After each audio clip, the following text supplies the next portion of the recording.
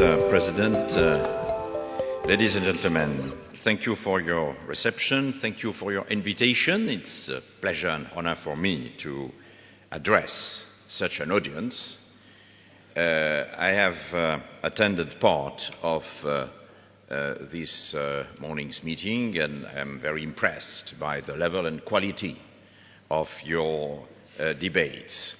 And I feel a bit awkward because first, as you hear, English is not my native language, and I am not bilingual, unfortunately, and I am not an academic, I am a politician. And I am a French. And my first contact with Irishmen was on a rugby playground. It was a good memory I lost this time. But I very much admire Ireland, the fighting spirit, and I and we in Brussels, in the European Parliament, we in France appreciate all the endeavors made by the Irish people for the last 2 years. Before starting my speech, I would like to pay tribute to old friends. I'm particularly happy to see again former President Pat Cox, former President of the European Parliament, and of course former Taoiseach John Bruton. We were members of the European Convention 10 years ago, and he was particularly instrumental in devising what has become the current Lisbon Treaty. I have just visited several member states of the European Union who are now facing difficulties. I was in a few days ago in Rome, I was in Madrid. Earlier this week I was in Lisbon. Today I am in Dublin. I won't go to Athens. It's hopeless.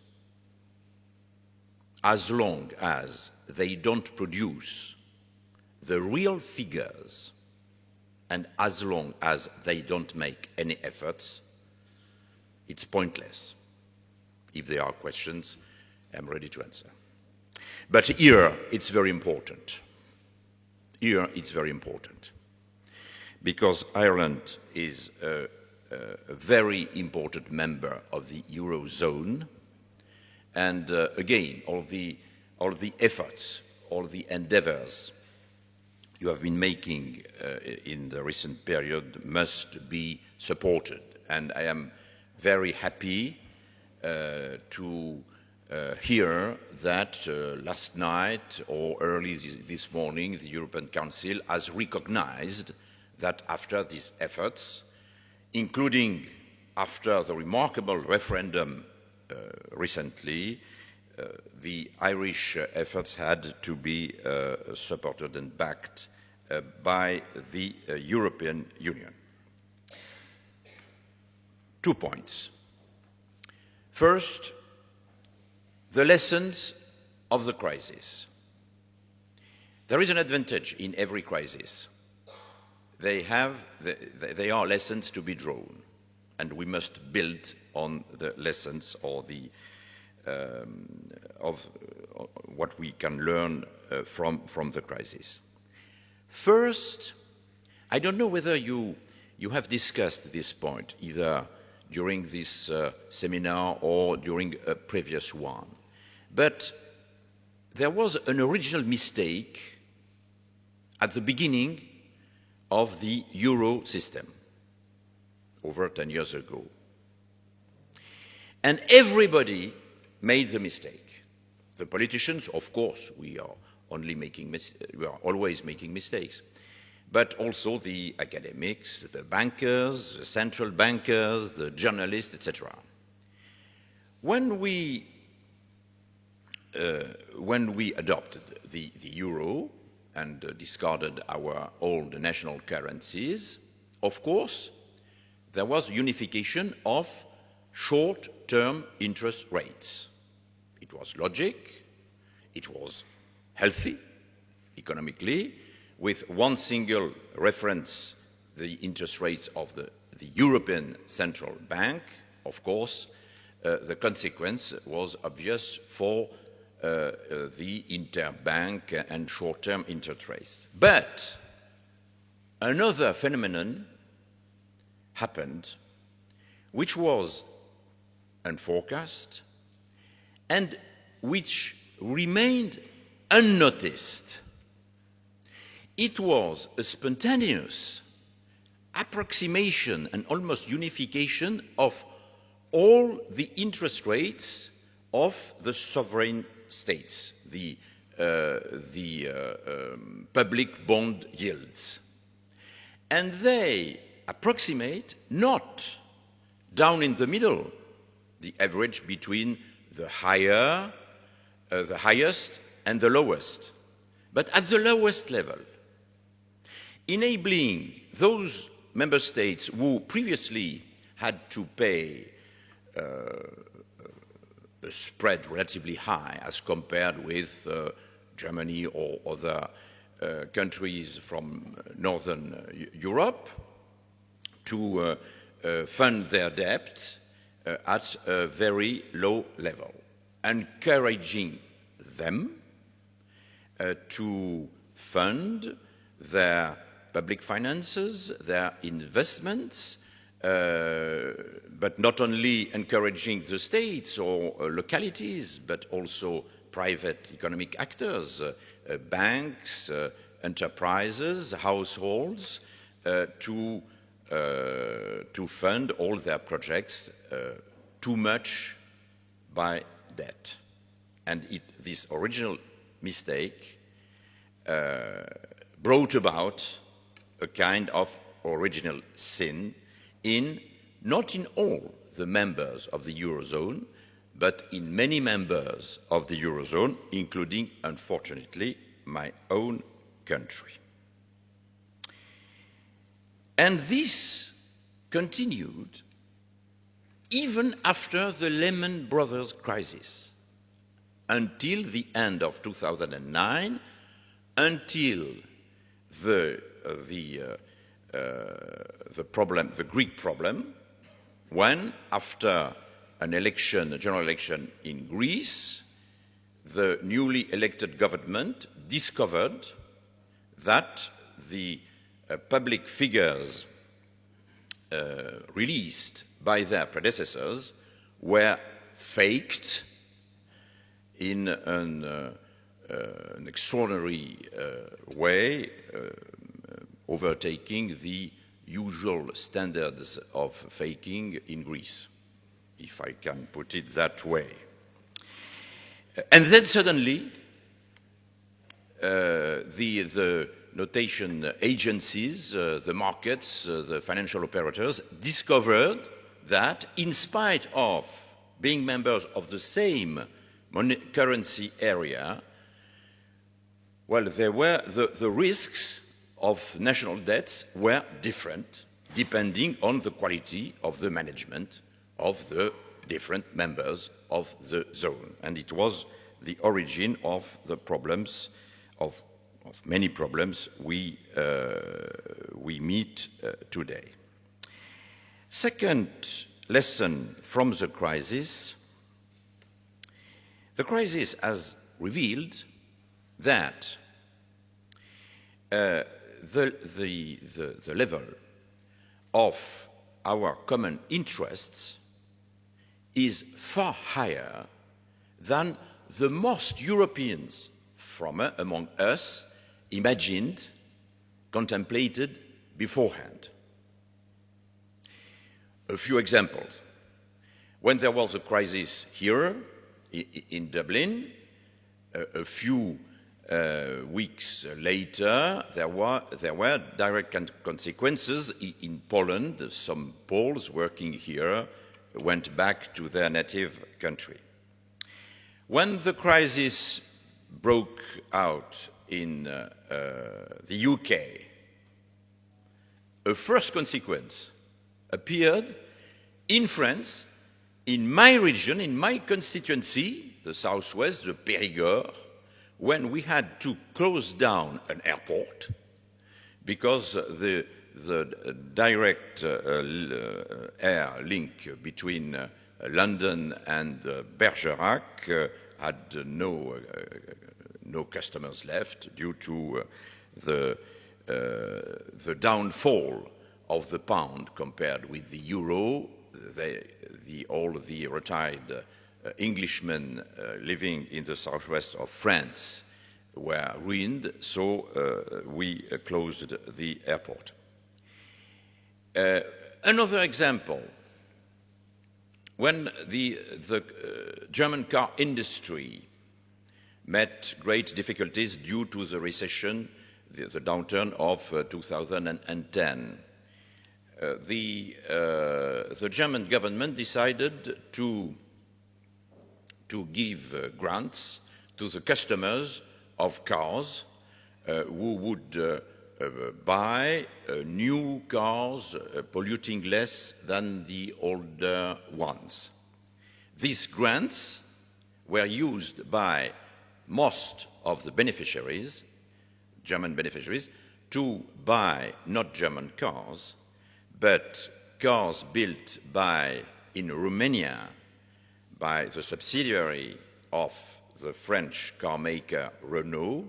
So the German taxpayers paid for an increase in salaries and creating jobs in Romania and for distributing dividends in France. And a last example, it's not only economics, but it's amusing and revealing. When last summer there was a lethal disease caused in northern Germany, caused by production of soya beans germs. 2 or 3 consumers died. Well, it was a disaster for the Spanish production of vegetables because there was a kind of panic and nobody in Europe wanted to buy and eat Spanish cucumbers.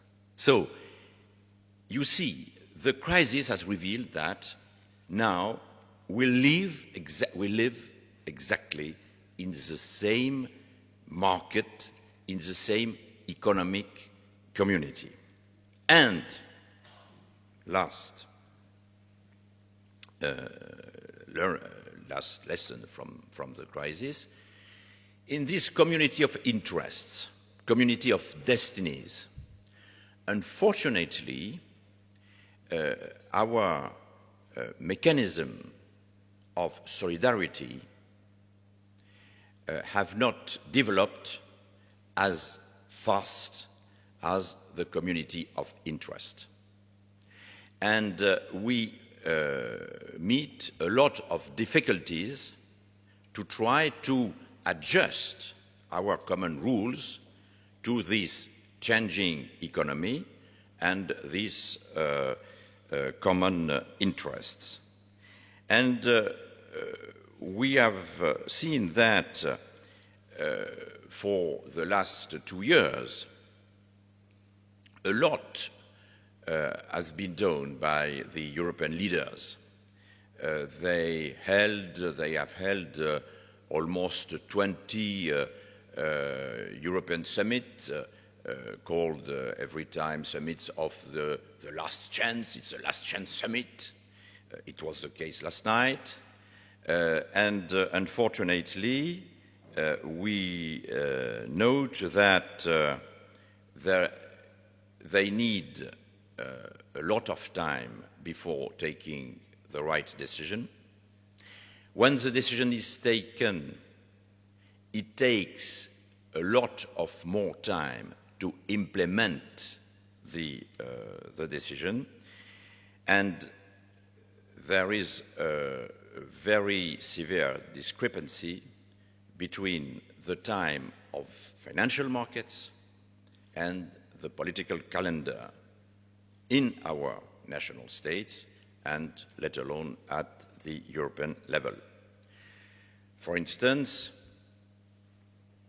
to give two examples, last July, almost 1 year ago, at a summit of the Last Chance, there was an important decision taken to enlarge the possibility of intervention of the European Fund of Solidarity, the FESF, and to make it more flexible. But legally speaking, it was without the name, this agreement was without the name a treaty. A treaty requires ratification by the parliaments of the interested states. The process of ratification was relatively rapid, according to our usual standards, but it took us 3 months and a half.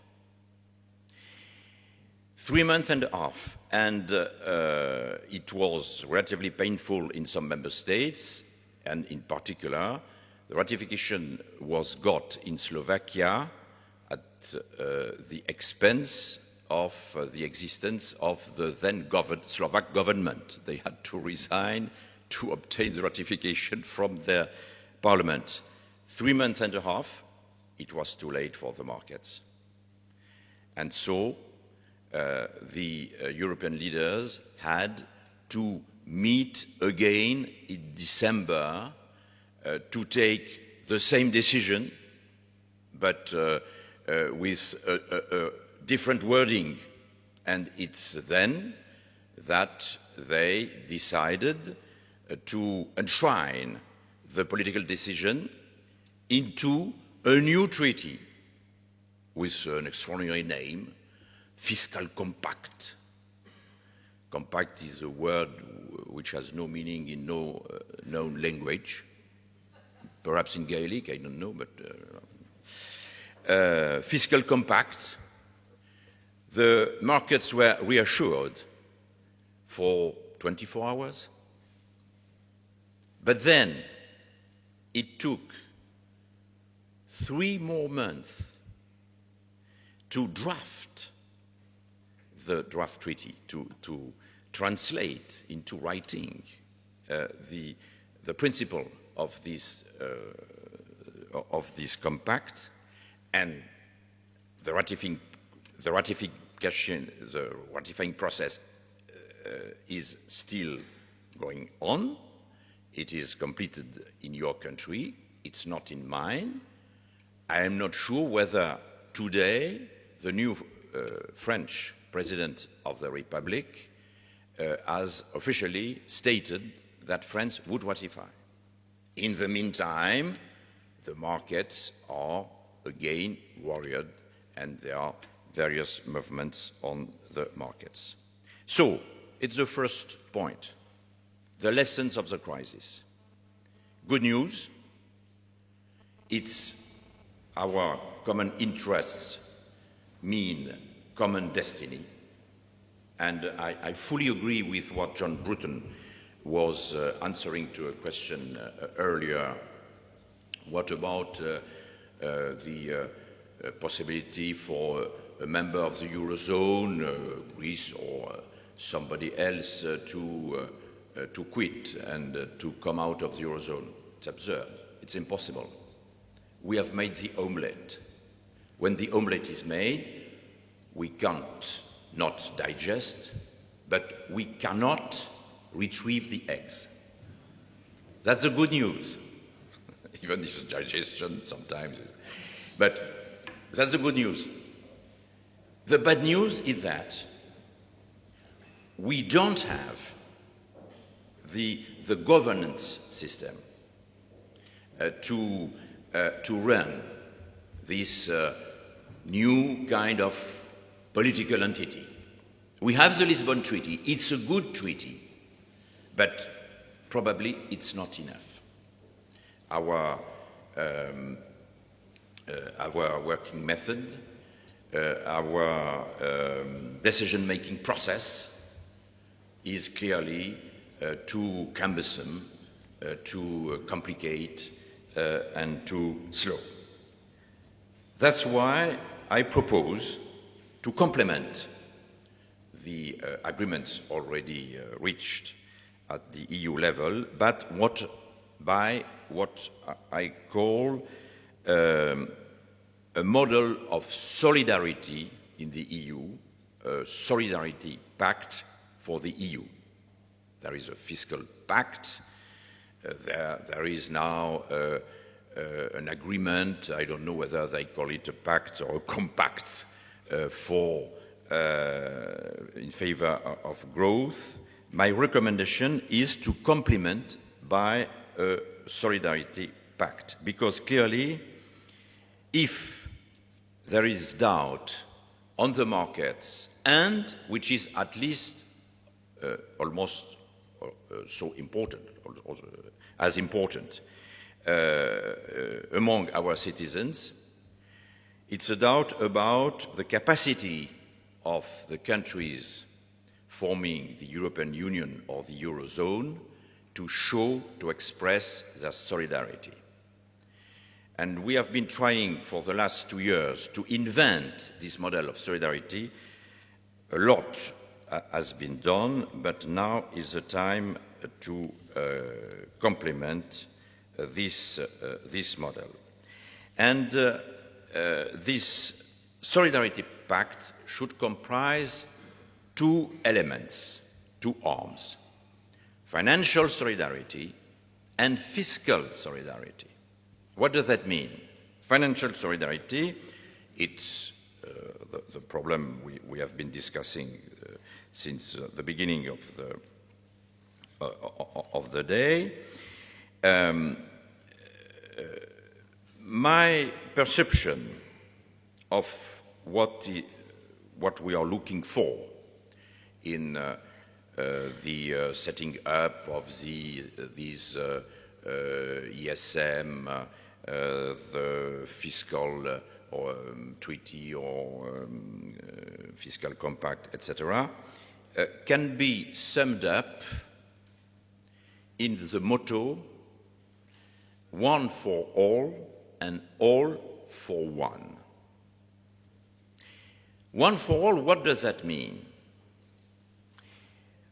We all agree to help one another if need be, but on the condition that everyone makes most efforts to avoid needing the aid of the others.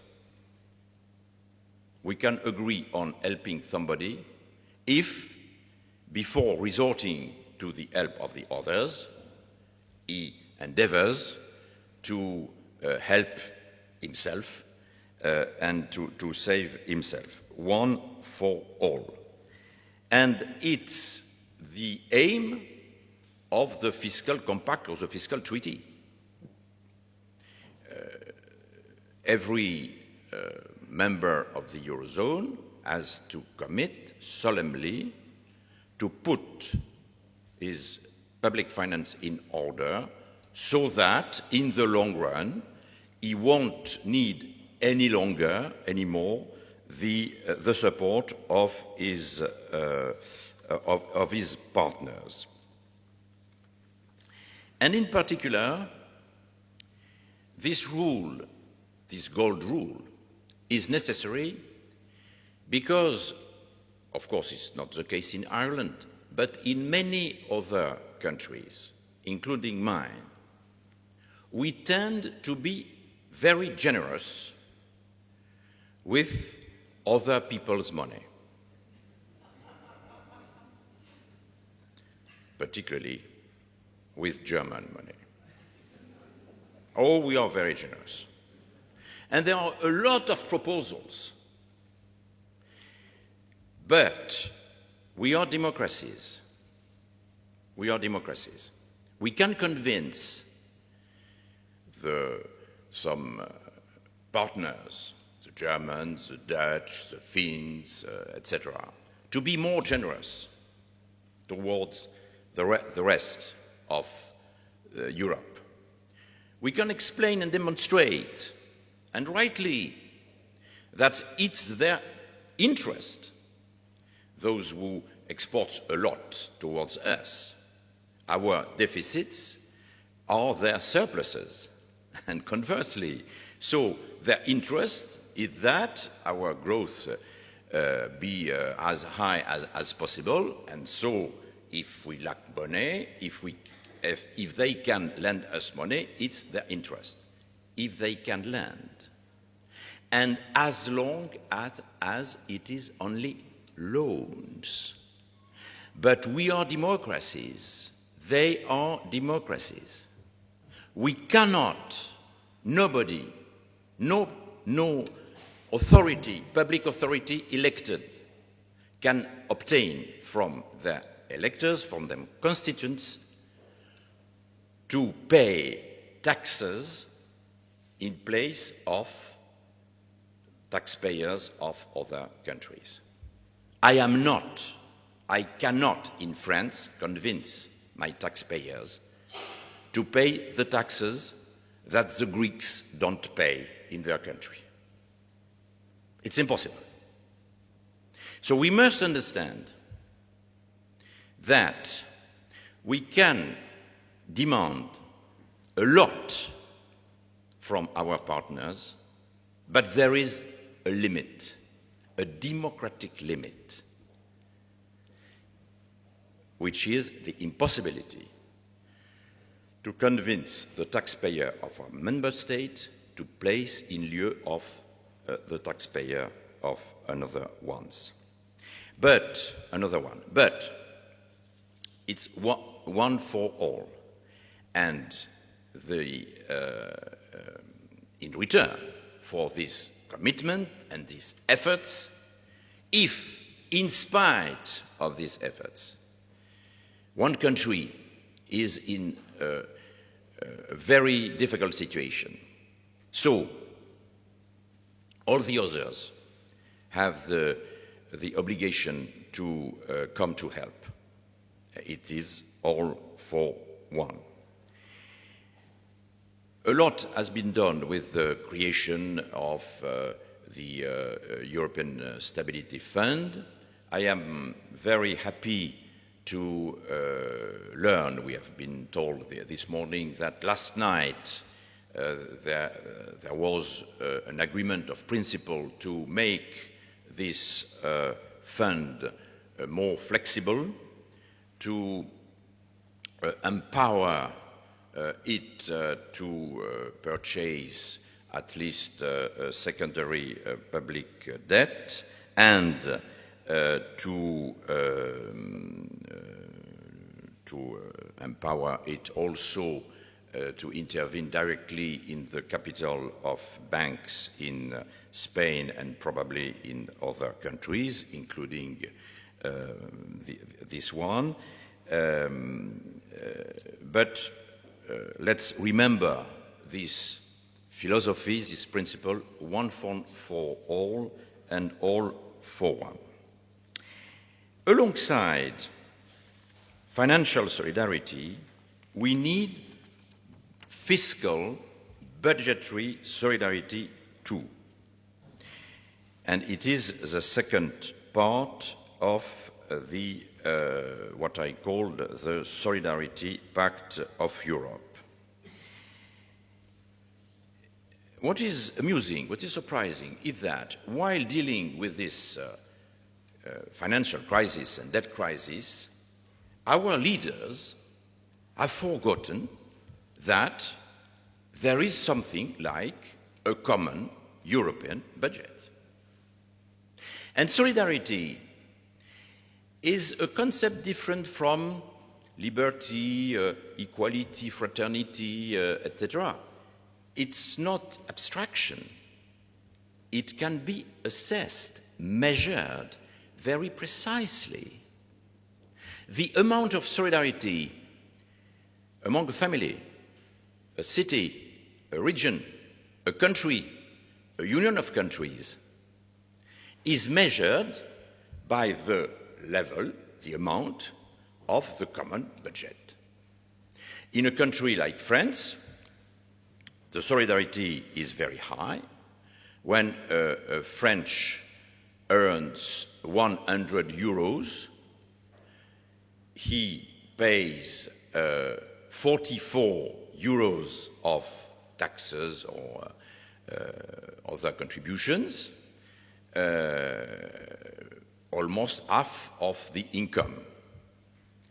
At the EU level, the EU budget accounts only for 1% of the EU GDP.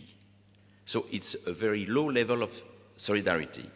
That's why we need to complement the EU budget by the financial solidarity, the European Solidarity Fund, etc., or Stability Fund, etc., etc., invent a new model, but of course, we must also use this basic instrument of solidarity, which is our common budget. And now is the time, it's an interesting coincidence, to start negotiating on the EU budget for the next 7 years. You know that the EU budget is an annual budget, but it is devised and adopted in a multi-annual framework for a period of 7 years. And we are now starting negotiation between the European Parliament and the European Council of Ministers, European Affairs Ministers and Finance Ministers, for the years 2014-2020.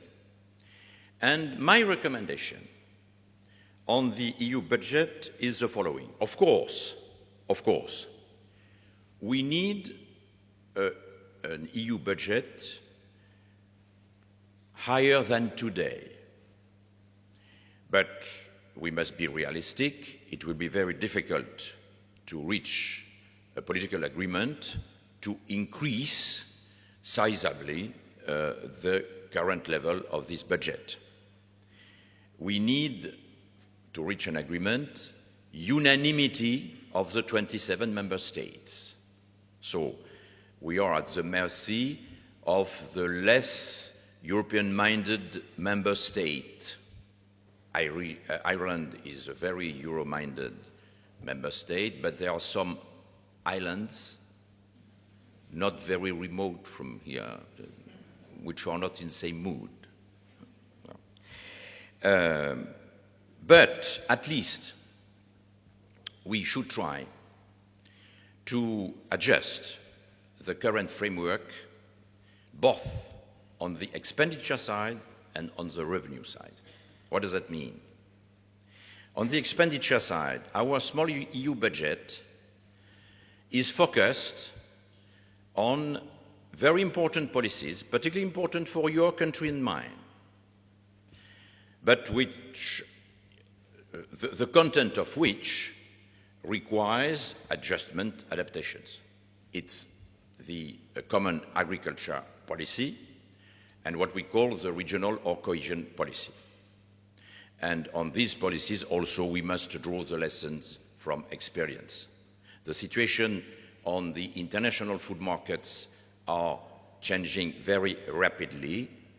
In a world where Chinese eat no longer rice but meat, including Irish beef, it's a different world as from what it used to be 20 years ago.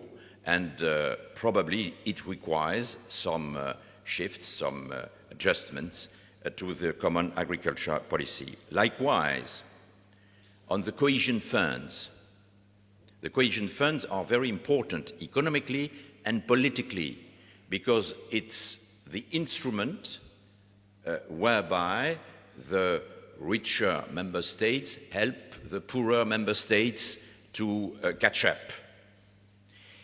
And it's important, particularly for the Mediterranean country and Eastern European country. But the crisis has shown that some of these member states waste the money with some corruption.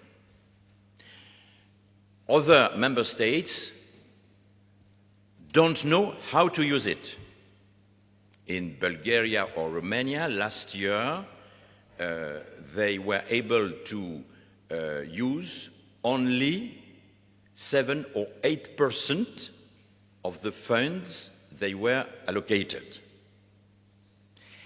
And in other member states, my country, my region, my constituency, we waste the money into too many projects. Every year, in my region, the Southwest, Aquitaine, Bordeaux, the wine, and the Basque country, the land, the territory from Bordeaux to the Spanish border, 3 million inhabitants. We got grants from the European regional funds for 2,000 different programs, projects. Far too many, that's clear. Politically, it's good for us. We are popular in 2,000 communities. But economically, it's not serious. So we have to focus, to use this small EU budget to focus our efforts on more efficient projects and programs, preparing the future, return to competitiveness and to growth. And alongside CAP and regional policies, of course, to fund research, new technologies, renewable sources of energy, etc., which so far has not been funded sufficiently by the EU budget. That's it for the expenditure. And the last point is the revenue side of the budget. And there we are in a very queer situation. We are violating the treaty. According to the treaty, from the first day of what we call the European construction, the Treaty on Steel and Coal Community in 1951, and then Treaty of Rome, and until today's Treaty of Lisbon, it is laid down very precisely that the EU expenditure shall be funded by EU own resources. In public policies, own resources mean taxes. Either national taxes, which part of or all of them directly earmarked for the EU budget, or EU tax. Initially, in 1951, and it was still the case when Ireland joined the then common market, there was a federal tax, without the name federal. But there was a tax on the output of the steel and coal companies. And, well, the revenue from this tax was relatively high. But then the European Coal and Steel Community demised in 2003, and today the only own resources allocated to the EU budget is the customs duties. And the customs duties, well, in a world where everything circulates freely, of course, it's not an important revenue. That's why today the EU is funded by national contributions, meaning by national budgets. And given the situation of our national budgets, it is, of course, impossible to increase the funding of EU policies. I cannot expect from the Irish finance minister, I have met this morning, from the Portuguese finance minister, nor from the French finance minister, we are in the same situation, to increase their contribution. So, my recommendation, my proposal, which is now not a personal proposal, but a formal official proposal of the European Parliament and of the European Commission, a proposal which is now on the table, which is negotiated in Brussels, which negotiation has started a few months ago, is to replace the current national contributions by new own resources. Two different options have been put forward by the European Commission.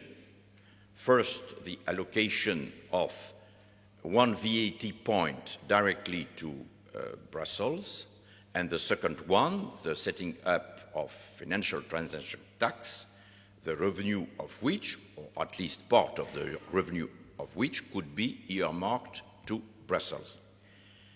If these options do not obtain the required unanimity among the 27 member states, and for instance, I understand that these ideas are not very well accepted here. Okay, we don't mind in Parliament the option which is finally accepted, but we need a solution, be it VAT, be it financial transaction tax, be it a carbon tax, be it another kind of tax. But it's the only way to be able to finance our common policies necessary to sustain growth and regain competitiveness while alleviating, narrowing the burden of the national budgets. And it will be my last remark, it's also necessary for political reasons, major political reasons. Of course, we know that today Europe as such, the European construction, is not very popular in our countries. It's always the case in the period of crisis. That is clear. We know that the idea of proposing a new tax to fund Europe is not popular anywhere. That's clear, that's obvious. But we know also that if we want to come out of the crisis by the top, we need more Europe, more integration, a new step forward in Europe. And of course, according to a democratic process. The current system is half democratic. There is a European Parliament elected directly by the citizens. It shares the legislative competence with the Council of Ministers representing the states. Okay. But the policies decided by this Parliament and this Council of Ministers are not funded according to a democratic decision-making process. We need also to make this decision-making process fully democratic. And that is the scheme, the proposal I am making before you to strengthen Europe when we need these strengthenings, in inventing a very original model of solidarity based on financial solidarity and also on fiscal solidarity. Thank you.